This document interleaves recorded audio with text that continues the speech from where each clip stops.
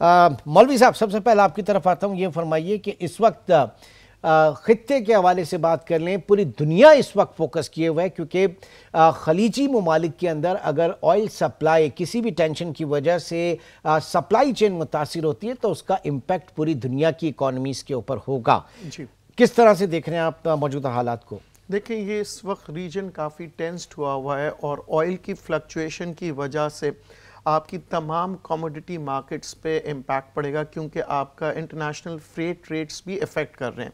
जितने भी जहाज आते हैं, रिस्क प्रीमियम बढ़ेगा, उनका जो रिस्क प्रीमियम जो होता है, जो इंश्योरेंस होता है जहाज का, वो भी बढ़ जाता है। ऑब्वियसली वो सारी चीज़ें जो है कैलकुलेट होती है एंड फ्रेट के अंदर डाली जाती है, जिसकी वजह से फिर जो इम्पोर्टर्स होते हैं, एक्सपोर्टर्स होते हैं, उन सब के ऊपर इफेक्ट करता है। जब एक चीज़ की कॉस्ट बढ़ जाती है तो उसका एंड यूज़र को भी नुकसान होता है।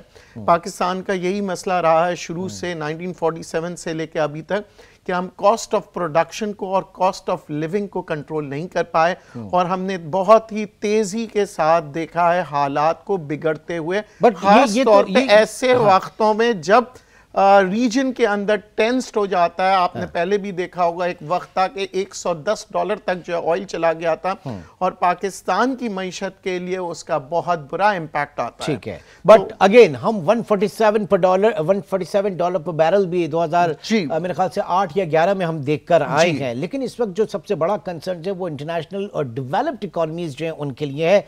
शान, मैं आपकी तरफ आऊंगा, ये बताइए कितना बड़ा कंसर्न इस वक्त देखा जा रहा है जियोपॉलिटिकल हालात के हवाले से? कितना बड़ा कंसर्न है, कितना बड़ा रिस्क है?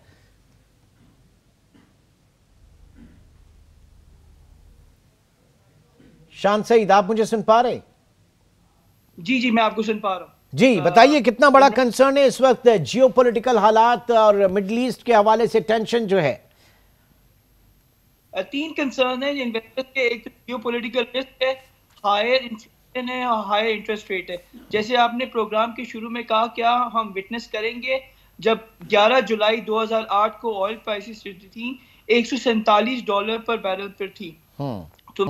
तो मेरा ख्याल है जो 1970 का ऑयल शॉक था वो मेरा ख्याल है रिपीट होने जा रहा है। अगर आप थोड़ा सा हिस्ट्री रिकॉल करें तो अक्टूबर 1973 में ऑयल की प्राइस जो थी वो $2.90 थी बिफोर एम्बार्गो, और फिर जनवरी 1974 में ऑयल की प्राइस जो थी वो $11.65 पर बैरल चली गई, और बाय मार्च 1974 ऑयल की प्राइस जो थी वो $13 पर बैरल पर चली गई।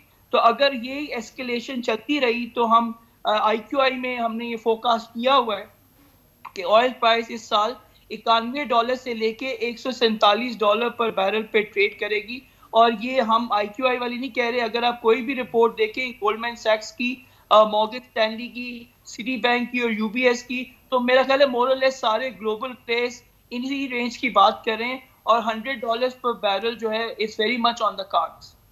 ओके, तो क्या जो ग्लोबल जो डेवलप्ड इकोनॉमीज हैं वो सस्टेन कर पाएंगी? फिर तो वो डिमांड का भी एक मसला आ जाएगा ना। बिल्कुल इमरान, इस वक्त अगर आप देखें यूरोप का बिल्कुल जनाजा निकल गया हुआ है। चाइना स्ट्रगल कर रहा है, UK स्ट्रगल कर रहा है, जापान स्ट्रगल कर रहा है। एडवांस इकोनॉमी में एक ही रीजन है जो इस वक्त अभी भी चल रहा है, वो भी कोविड के पैसों के ऊपर, वो है US कंज्यूमर्स ने बहुत रेजिलियंस दिखाई है और अमेरिका की इकोनॉमी अभी भी जो है वो एक ग्रोथ मोड में है, लेकिन वो कब तक सस्टेन करेगी it remains to be seen. लेकिन हमने IQI में एक सिनेरियो डेवलप किया था जब हम एक्सपेक्ट कर रहे हैं कि US इकोनॉमी है अगले 3 से 4 क्वार्टर में उसका 60% चांस है कि वो रिसेशन में चले जाए, और अगर दुनिया की सबसे बड़ी इकोनॉमी US जब रिसेशन में चली जाएगी तो ये पूरी दुनिया के लिए पूरी दुनिया को ड्रैग कर देगी। तो ये फेवरेबल सिनेरियो नहीं नजर आ रहा ग्लोबल इकोनॉमी के लिए, और ये पूरी दुनिया को जो है अपनी लपेट में लेगा। ओके जी, उसामा आप क्या कहेंगे, आपकी क्या रीडिंग है? शान कह रहे हैं कि $147 पर बैरल एक बैंड नजर आ रहा है, क्या आपके लिए भी इतनी ही परेशान कुन बात नजर आ रही है ऑयल प्राइसेस को लेकर?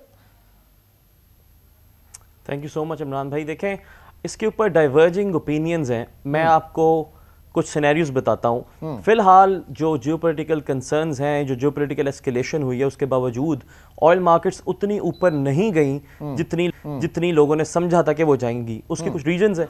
सबसे पहली रीज़न ये है कि OPEC प्लस जो ऑयल का कार्टेल है, ये जो ग्रुप है, उसकी स्पेयर कैपेसिटी पूरी जो दुनिया की मार्केट्स हैं, पॉलिसी मेकर्स हैं, हेज फंड्स हैं, मनी मैनेजर्स हैं, वो बड़े करीबी तरीके से उसको देखते हैं, तो वो अभी 5 मिलियन बैरल्स पर डे पे है, तो स्पेयर कैपेसिटी काफ़ी अच्छे लेवल पे है। दूसरा, स्ट्रेट्स ऑफ हॉर्मूज, अब नाए हॉर्मूज जो है, जहाँ से 20% ऑफ ऑयल, दुनिया का 1/3 ऑफ नेचुरल गैस सप्लाई होती है, उसको अभी तक कोई नुकसान नहीं हुआ, ऑयल फ्लोज वहाँ से अभी तक कायम है।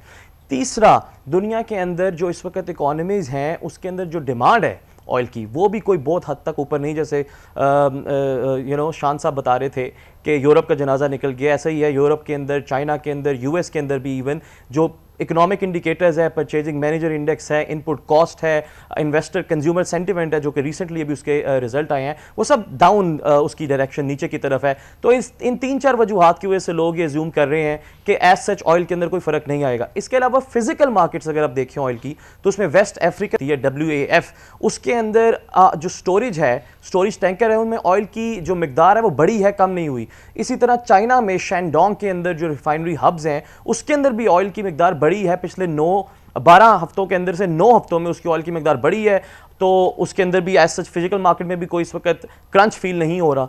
However, that said, अगर फर्दर एस्केलेशन होती है, नहीं तो ये बताइए, ये मुझे बताइए, ये जो आप बात कर रहे हैं कि स्ट्रेटेजिक रिजर्व जो है वो मेंटेन कर रहे हैं, तो वो किस हवाले से कर रहे हैं? क्या एक तो ये होता है सोच के ऑयल प्राइसेस बढ़ने का इम्कान है, बढ़ सकती हैं, लिहाजा रिजर्व जो उनको मेंटेन किया जा रहा है? देखें, वो स्ट्रेटेजिक पेट्रोलियम रिजर्व जिन्हें बोलते हैं SPR, वो एक मुख्तलिफ चीज़ें हैं। जो मैंने बताया वो क्रूड ऑयल इन स्टोरेज कहते हैं उसको। अच्छा। जो दुनिया में इस वक्त शिपिंग कंटेनर्स में या टैंकर्स के अंदर जो ऑयल जाता है, उसको भी मेजर किया जाता है कि क्रूड ऑयल इन स्टोरेज इस वक्त कहाँ खड़ा है। तो वो इस वक्त अपने हाईएस्ट पॉइंट पे तो नहीं, लेकिन उसकी जो लेवल है वो काफ़ी हद तक तसल्ली बख्श है, उसके अंदर कोई कंसर्न्स नहीं है। तो फिजिकल मार्केट देखें, पेपर मार्केट देखें, दोनों में अभी उस तरह का पैनिक नजर नहीं आ रहा। दैट सेड, अगर मजीद एस्केलेशन होती है तो ऑयल प्राइस जरूर जा सकती है। उसके लिए क्या रीडिंग है? मजीद एस्केलेशन, जाहिर है कि वो अगर ईरान के ऊपर पाबंदियां, ये सारी चीजें हैं ना, तो खुद जब मैंने कहा कि जनाब ये अमेरिका में प्रेसिडेंशियल इलेक्शंस हैं वहां पर, तो क्या अगर प्राइसेस बढ़ती हैं तो वो अमेरिकन कंज्यूमर्स के लिए भी बढ़ेंगी, तो ऐसे में ये अफोर्ड कर पाएगी अमेरिकन गवर्नमेंट?